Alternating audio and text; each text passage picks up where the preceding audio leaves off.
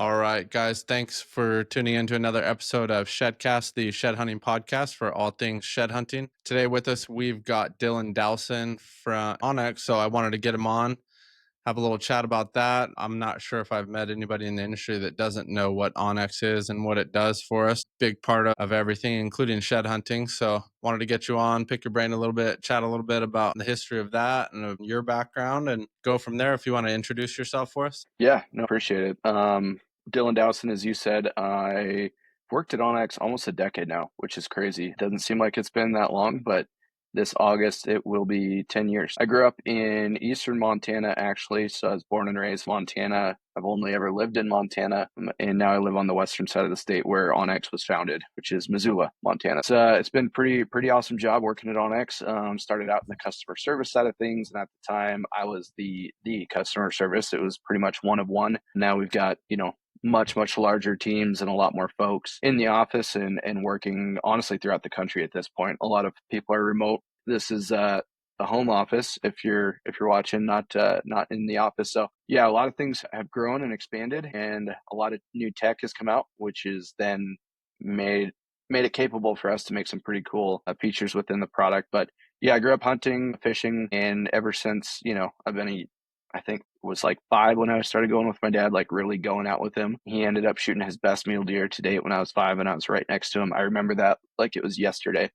So some pretty cool early memories. And yeah, hunting's just, kind of who I am, and it's just a passion of mine. And whether I worked at OnX or not, that certainly wouldn't change. So to have a job like this and get to go hunting once in a while for work and do some projects is pretty cool. Yeah, that is pretty awesome. And I met you at the hunting expo. So I approached you, just kind of let you know who I was, what I was doing, and then just chatted with you real briefly and just asked if you'd come on. And you said, yeah. So reached back out, and here we are. I appreciate you coming on. And I kind of went through your profile and stuff. So I did see, like you mentioned, you have a long history of hunting since you were younger, which is awesome to see, just people coming from different backgrounds. But that hunting piece is such a big part of families kind of across the US. Did you do anything before OnX? Yeah, so I had a few jobs before OnX, just trying to figure out what what I was going to do with my life.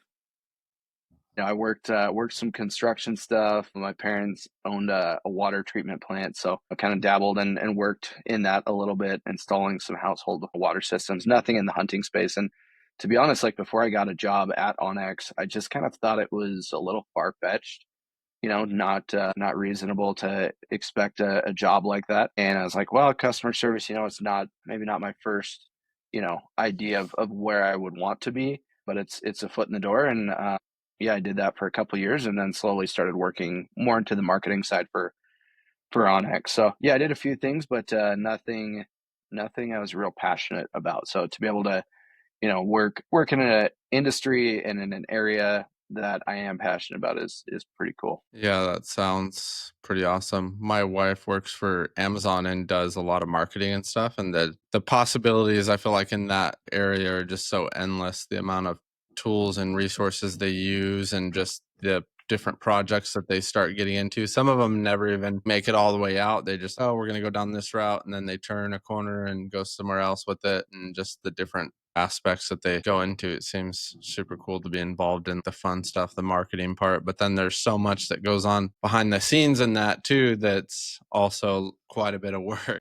Yeah, definitely.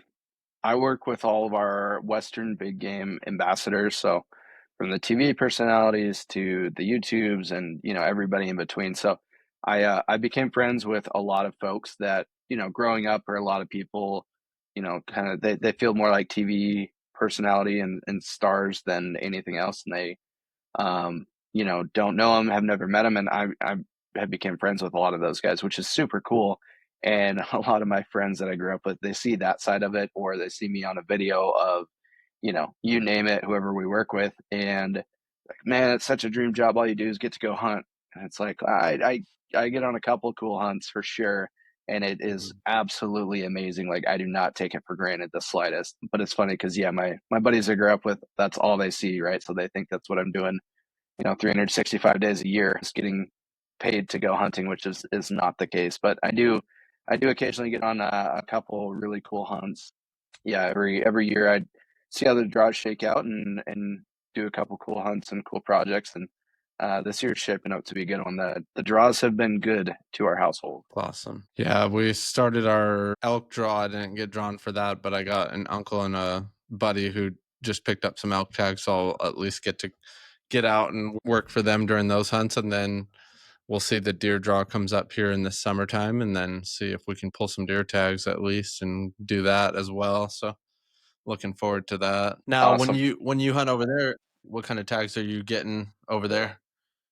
In Montana, Montana, we've got Yeah. a ton of opportunities for residents. So Mhm. when I say like the draw, it's pretty much everything outside of Montana. So you Okay. being a Montana resident, like you can pick up a deer tag every year. So that's mule deer or Mhm. whitetail. You can pick up a general elk tag every year with some really good opportunities there. Spring bear is going right now. Spring turkey is going right now. We've got pretty lengthy wolf seasons. Mountain lion, like you can do a ton of stuff in Montana just being a resident, and the cost is pretty low. Ton of opportunity, which is super awesome. On top of that, you can apply for special tags in Montana. So I archery hunt elk. I pretty Mhm. much every year have been able to fortunately draw an archery elk tag that's better than a general unit, right? I say better in air quotes because not always, but a more premier, harder to get tag at least. So I've been archery hunting elk. My wife, who's never shot an elk yet, actually drew one of Montana's hardest to get tags this year. So that was like a 4% chance at that tag. She has 8 points. So that's definitely one that Uh-huh. I've been really pouring over maps and making phone calls and studying. We just learned, I believe, about a week ago that she drew that tag. So that's exciting. And then there's a lot of other opportunities too. You can get antelope tags fairly often in Montana. If you archery hunt, you can get them almost every year, probably. If you're trying to pull a rifle tag, depending on what part of the state you're applying for, it could be every other year to every 4 or 5 years, but a lot of opportunity with that. Growing up, actually, antelope was pretty much a guaranteed draw where I'm from, and now just due to increased demand and a couple of rough winters that has changed. And then like we'll apply for moose, sheep, goat. I just got those applications in. Hopefully we draw. I hope we draw, but this year might be a tough year just with everything else going on in Montana. And then I applied for several out of state hunts as well. This year I'm going to be cashing in my Wyoming elk points. So I'll go on my first Wyoming elk hunt this fall and applied for New Mexico. Pulled a Barbary sheep aoudad hunt for New Mexico for February, so that'll be a good time to go down there.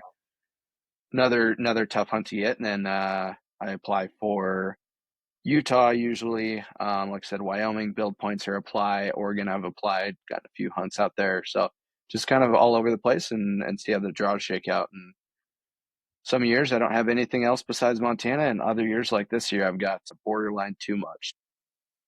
Yeah, you've got a busy year lined up with some really good tags, though. That'll be good. Have you ever hunted Arizona? Never hunted Arizona. That is one state that I honestly have yet to apply for. It's on my list to start, but I've never hunted Arizona. I've spent some time down in that country.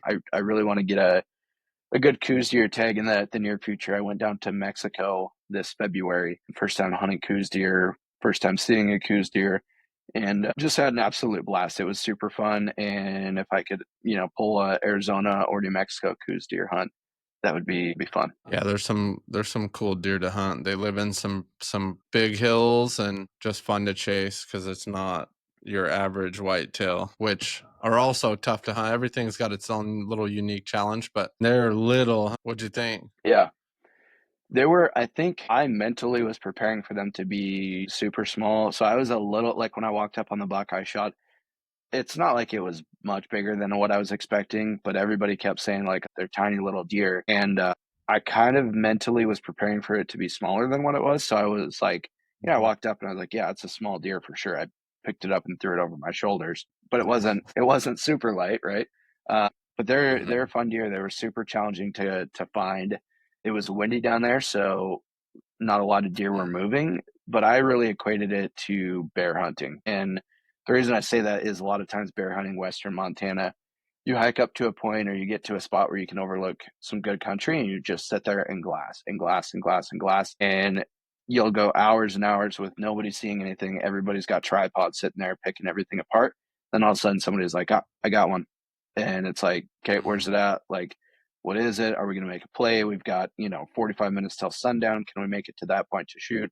So it's a lot of that. We weren't seeing a lot of deer. We saw, I think on average, probably 5 to 7 deer some days. So not a lot of deer, but it was fun and it was challenging to, not get worn out from glassing and sit for hours and hours behind your glass and pick apart some country and stuff. So it was super cool and I can see how guys get addicted to Coues deer for sure. Yeah, they're definitely a fun deer to hunt. Like I said, the country they live in, the glassing is really big for that. And it's just cool to be glassing, glassing, glassing, and to finally just catch one moving and make a play at it and it all come together. So that's awesome. Yeah, we've done our fair share down here. I live in the East Valley, so I live over just east of Phoenix, but we've done our fair share here in Arizona, and they are fun to chase. But and you've had experience with hunting eastern whitetails. There are quite a bit of hunts all over the U.S. chasing a lot of different stuff. Yeah, yeah.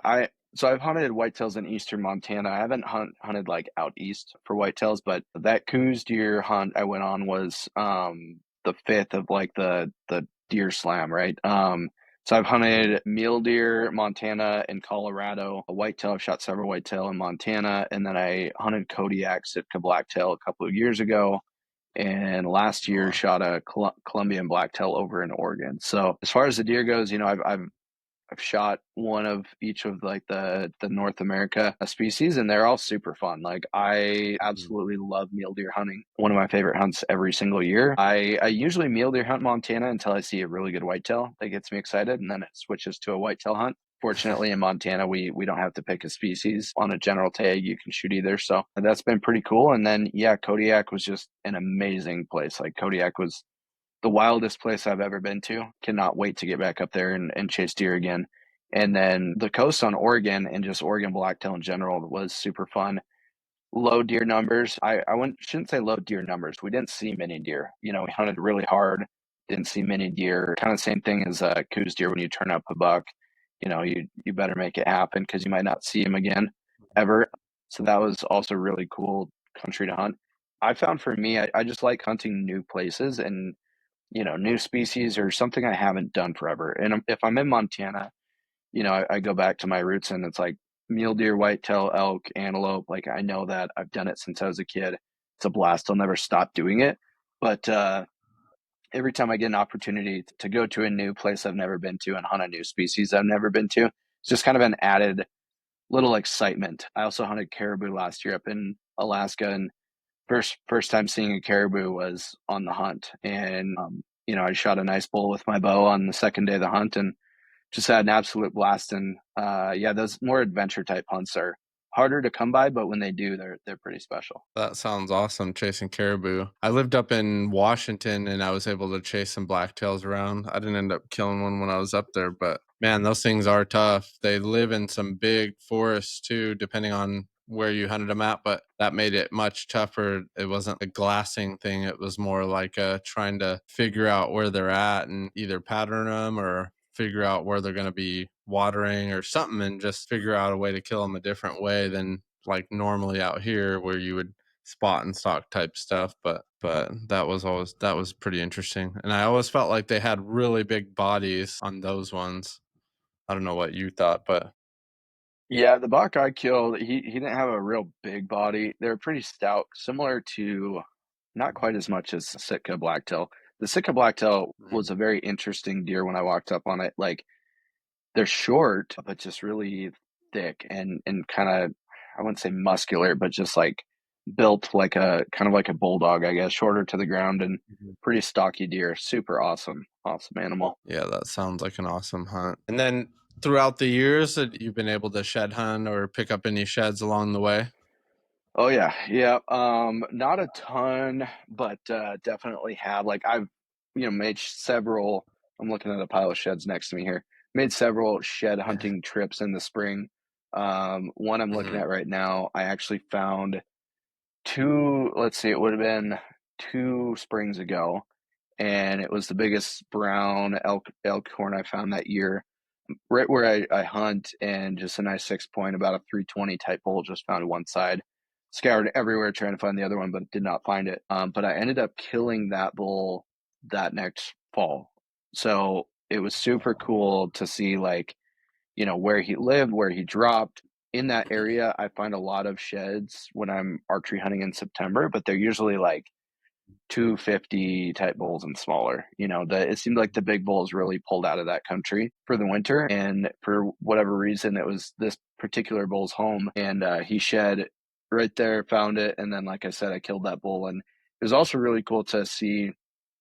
He was about a 320 bull, 318 to 320, doubled with standard inside or whatever. And then when I killed Mm. him, he was right at about 350. So it was Oh, pretty wow. interesting to see like what he did in a year. And it was probably that prime age, from 5 to 6 or 4 to 5 or whatever, where they can make jumps too. But it was pretty crazy to see. And I actually shot that bull, didn't even really think about it, this being his shed. But I killed him like a mile from where, under a mile from where I picked up his horn.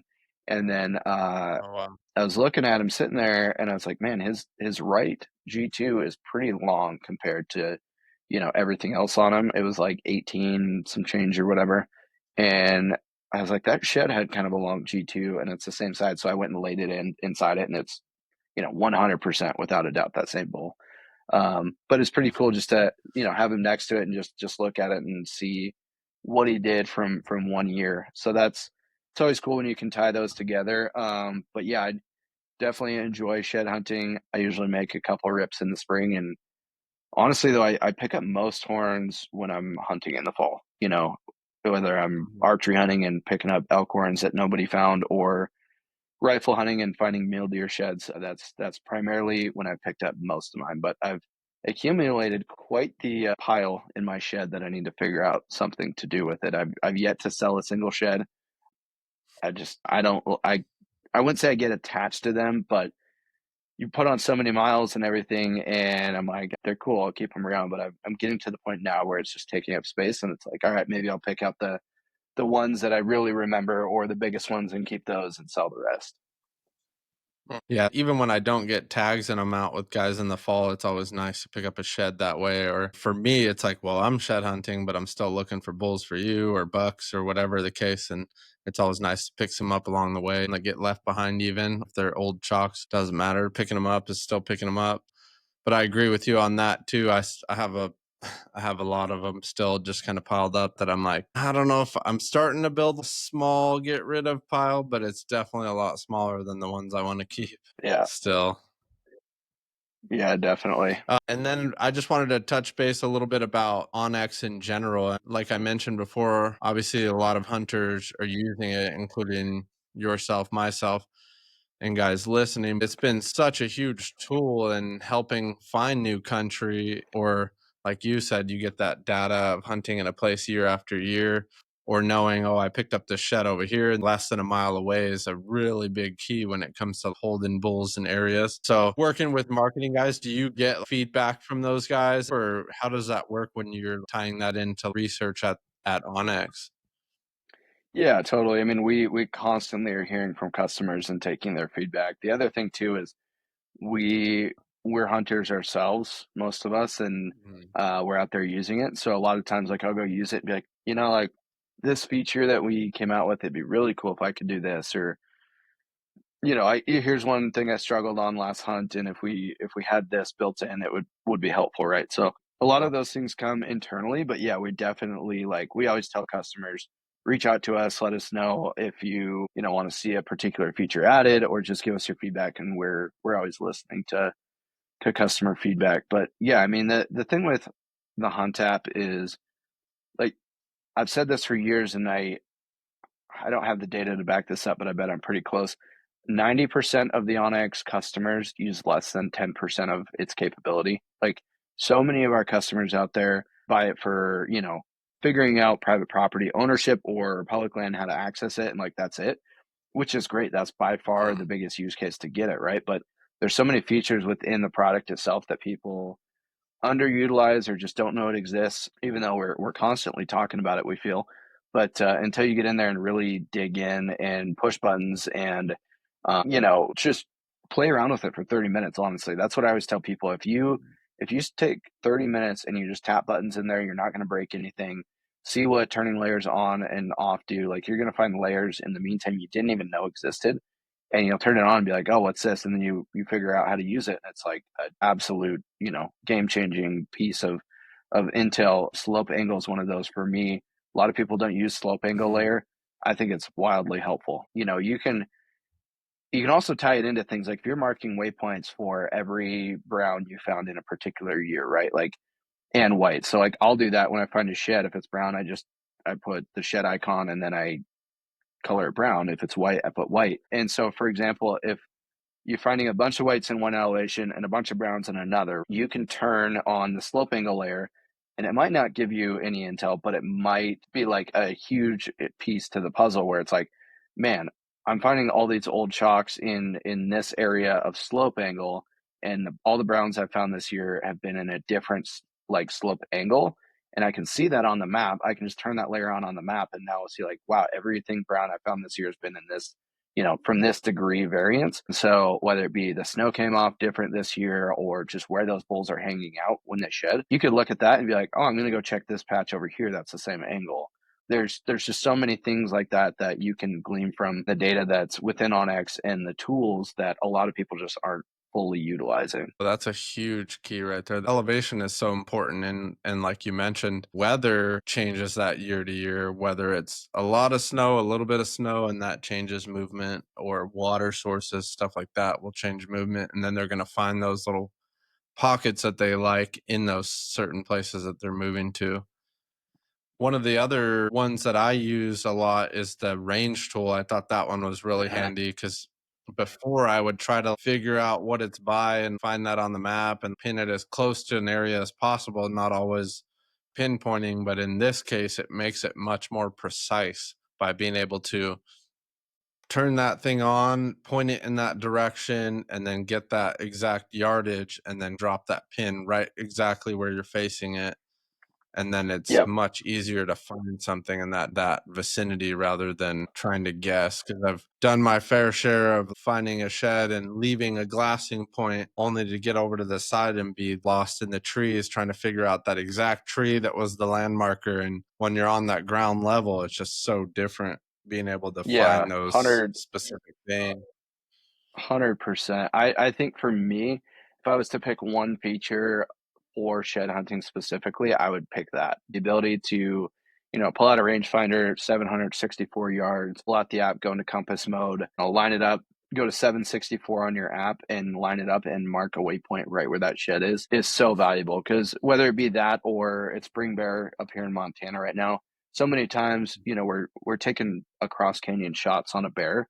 It's like I know exactly where that bear went into, and it's easy just to get excited, grab your pack, hike down there, try to beat, Mhm. the dark or whatever it is, and you get up there, and then it's like I don't know if I'm within 5 feet or 50 yards or 100 yards of where I thought that bear was. Right, like it all looks different. So I constantly tell folks like utilize that feature, drop the waypoints before you make the move. I've been there before where you're glassing a shed and it's like, oh, I'll just walk over there and find it, right? It'll be so easy to see. It sticks out like a sore thumb. It's a big white elk antler, can't be hard to find. And then you get over there and spend 30 minutes walking around in circles and you're like, I don't know where this thing's at. So yeah, I use that. Another tip that I will say in conjunction with that is mark a waypoint for where you glassed it from. And then you can also on that Mhm. waypoint, you can tap it and you can add a range radius. So you can do the same thing, but kind of inversely. And this has saved my butt a few times where, again, I'll mark a waypoint where I was at when I saw it. And if it's 764 yards, I'll tap on that waypoint and I'll add a radius of 764.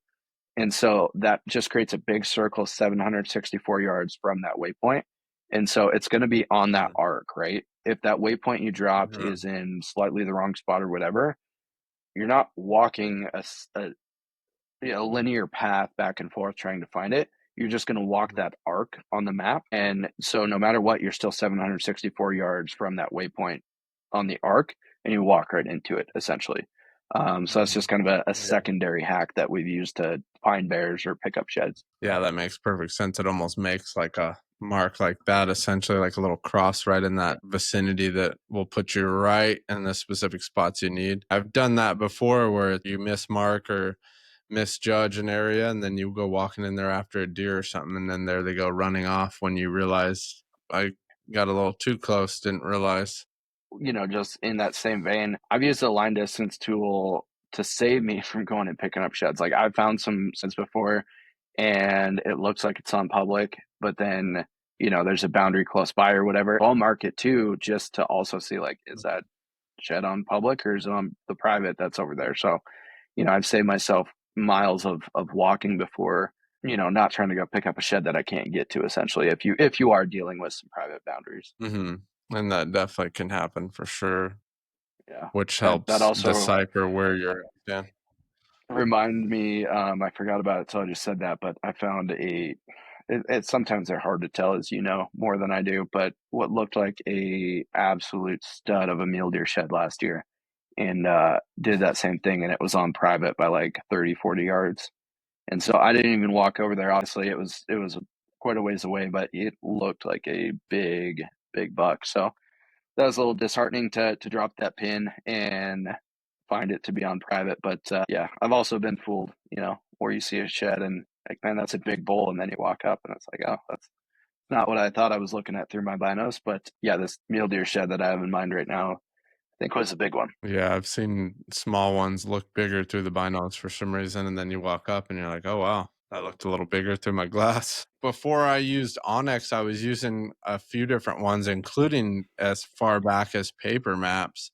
So that was the just upgrading to OnX Maps has been. I've obviously been using it for years, but just thinking back to like literally 10 years ago, and I was using paper maps, or probably little bit longer, maybe 10 to close to 12 years ago. But starting out with that, or even the chips that you guys used to have. And so just the short amount of time, I would say that as far as it's come in that short amount of time has been pretty massive because I was literally just using paper maps with topo on it and the slope angles and stuff like that on these paper maps. Now to having it completely just at your fingertips has been just absolutely so much better. Yeah, yeah, it's evolved a lot, even in the decade I've been here.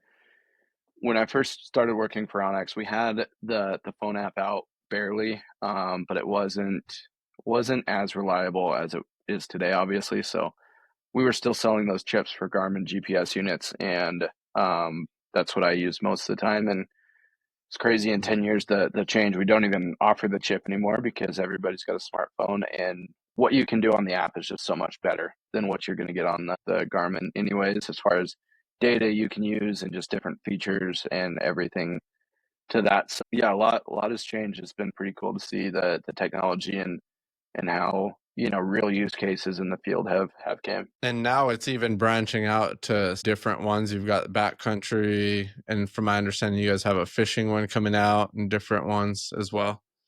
Yep, yep. So we've got off road as well. So think of it like OnX Hunt, just geared toward side by side, ATV, dirt bikes, Jeep, overland, that type of stuff. And then we also have backcountry out, and then fish just launched. Actually, we're starting in a few states. Super excited for fish. It's gonna be a super cool app. It is already. It's just in a handful of states, and we're gonna be expanding that. So it's been pretty cool to see. The other cool thing about OnX and just working here is I am solely on the hunt side for me. When we do launch new products via fish or off road or backcountry or anything else, it doesn't take away from what we're currently doing. We still have the same Mhm. folks working on hunt, and we're constantly, you know, hiring for that alone, and then everything else is just kind of like new folks working on that are passionate about that understand that market and know what to build. So they don't have me out there working on backcountry skiing stuff because I've never backcountry skied. I don't know.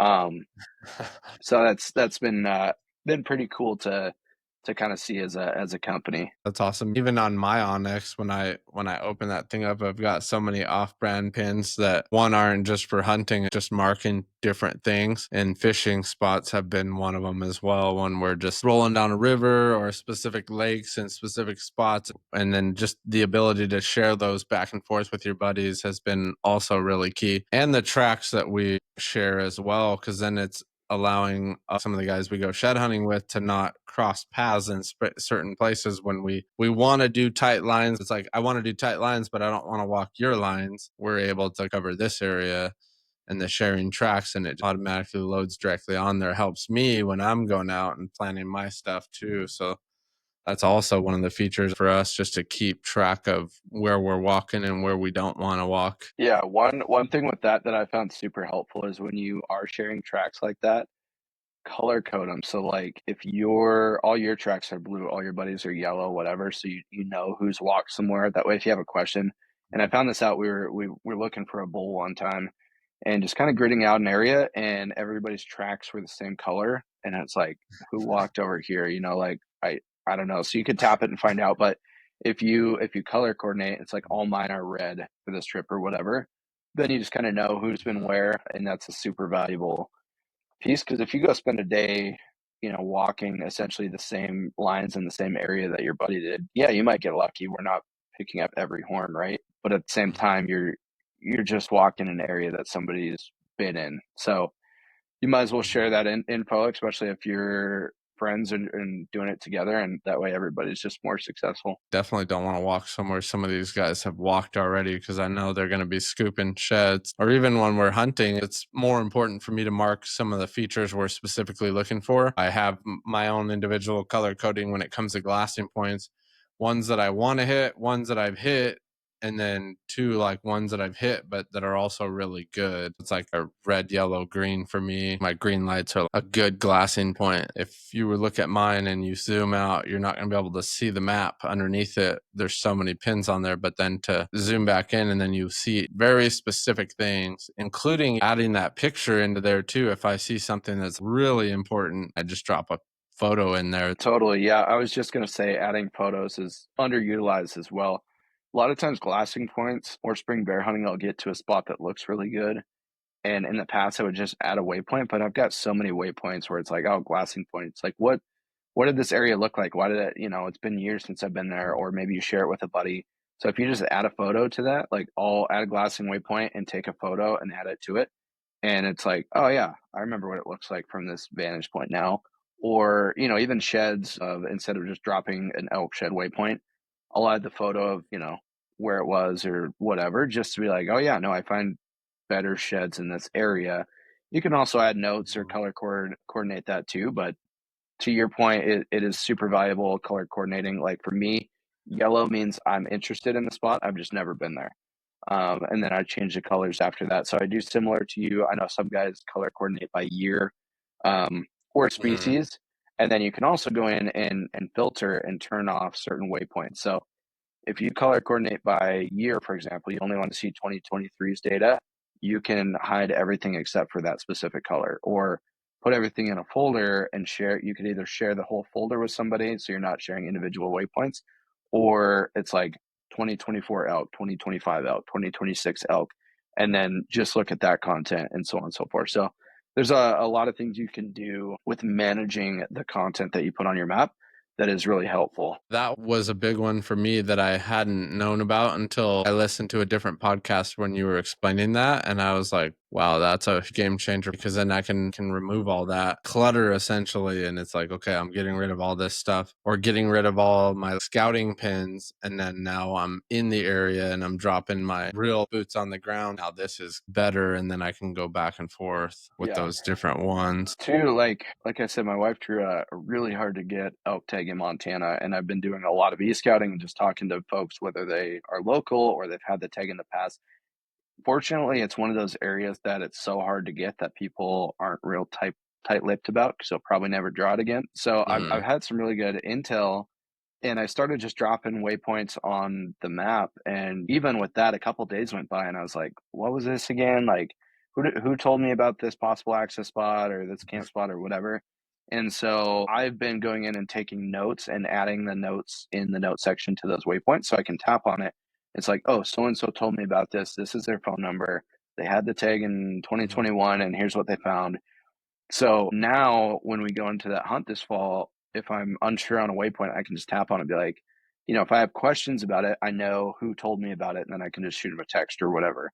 Um, it's Mhm. easy to get kind of lazy, I'll call it, and just drop waypoints and content. You're like, oh yeah, I'll remember it. Well, a few weeks and some conversations go by, and all of a sudden, I don't know why I put that waypoint there or what I was thinking. So utilize the notes and the custom names and stuff, and I think it will really, really help. I agree with you. You said earlier, just being so many underrated features on there. Are there any others that you think might stand out to you? I know there's so many different ones when you actually flip through there. The fire data has been a big one for me, but are there any other ones that stand out to you that maybe say Montana wise? There's a couple. The route builder tool is super valuable. Not a lot of people. It's relatively new, but not a lot of people use that one yet. So you can tap any 2 points. So I can tap on my camp location, and I can tap, a spot in a completely different unit of where I want to go to, and it actually builds a route on the road system for you to get to. So it's no longer, you're stopped at a T in a road, and you zoom out, and you're like, I think if I go left here, and then you trace it all the way up, you're like, yeah, we can get there this way. It just builds the best route for you. Okay. So that's super cool one. And then another one is on the desktop version. On the desktop version, you can go in there, and we've got this tool called Terrain X. It's in the beta mode. It's not fully fleshed out quite yet, but it's super cool where you can look at different elevation profiles. You can say, I want to see everything between 6,500 and 7,200 feet. And everything on the map besides that will kind of darken. So it'll just highlight those areas. You can do the same thing with slope angle. I want to see things between 15 and 25 degrees. You can also do it with hill shade. So I want to see just northeastern facing slopes. And it will just highlight those areas on the map. Another really cool thing with that is um, a tool that you can click on it, and it will essentially show you what you can see from any particular point on the map. So it's called Viewshed, and as you're moving the mouse around the map, it will show you based on topography what you can glass from that area. So if you're like, I think this is a really good glassing point, I'm going to dedicate 2 hours in the dark to get up there. I should be able to see everything. Well, you can go on that tool and just put your cursor on that point and see what you can see from that location. So um, it's super awesome. I've used it a ton. It's super valuable. The one thing it doesn't do is it doesn't take into account vegetation, obviously. So if there's a lot of trees up there, it's not going to show Right. you that. But you can look for like rock outcroppings, or if it's a logging road, you can usually find a spot through the trees to glass and so on and so forth. But that's a super cool piece of technology. Every time I show somebody that, they're just kind of mind blown. That is like underutilized. You definitely want to know before you get there if it's going to be a valuable spot or not. Finding glassing points is always key when it comes to hunting a lot of the Western stuff. So being able to put something together that you should be able to see lots of country. Granted, even with some of that like some of those big canopies and stuff, you're still going to find some openings that you're able to glass from, like you mentioned. And then you're also going to maybe on the opposing hillside, you're going to have some of those parts too that are too thick, but you're also going to have lots of windows to glass into. So that's definitely key. That's definitely something I've done across the board, whether it was on, what is it, Google Earth and all that. But now that that's getting like integrated into the map systems we use will be nice. I spend a lot of time on OnX. A lot of times I'm doing something and I just have my OnX like up on the side, because then I'm like, I'll get sidetracked and I'm looking over here at the maps and stuff. And then I'm like, okay, I'll do a little bit over here and then go back to the maps and just constantly scouring them for new places, or looking back at my own data and studying it too. Looking at like previous years, I found sheds in this place and then want to look for something similar in a different place and then find it and mark it and get your boots on the ground and see if it's worth it.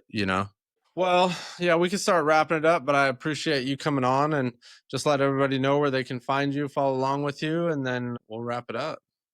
Yeah, no, I appreciate the time for sure, and it was great to connect with you. It probably won't be the last time, so we'll be looking forward to, further conversations down the road. Maybe I'll find a giant shed in the meantime. I'll have a story. But yeah, OnX Yeah. Hunt, pretty hard to miss. Instagram, Facebook, website, App Store, download a free 7-day trial from the App Store. So if you haven't yet, or if you've got a buddy who hasn't, or even just a family member, relative that, doesn't even hunt, but they like to go hiking, or, want to spy on their neighbor. Download OnX Hunt, and it's a free 7-day trial from the App Store. So pretty awesome. It's one of those tools that, it's it's hard because I work here, so obviously I'm going to talk good about it, right? But it really is truly one of those tools that without it, I would be lost, especially hunting new areas and new states. Like you can do it, you're just going to be at such a disadvantage by not having it. So download it, get a free trial, and yeah, like I said, I appreciate the time. Absolutely. I agree with all that. So hopefully we got some good info out there, and I appreciate you coming on again. Hopefully you come to Arizona and hunt some coos deer. That'd be Yeah, a good hunt to come on. absolutely. I will. I'll be in touch when I draw a tag. Sounds good. I appreciate you coming on again, and we'll wrap it up here. Thanks everybody for listening.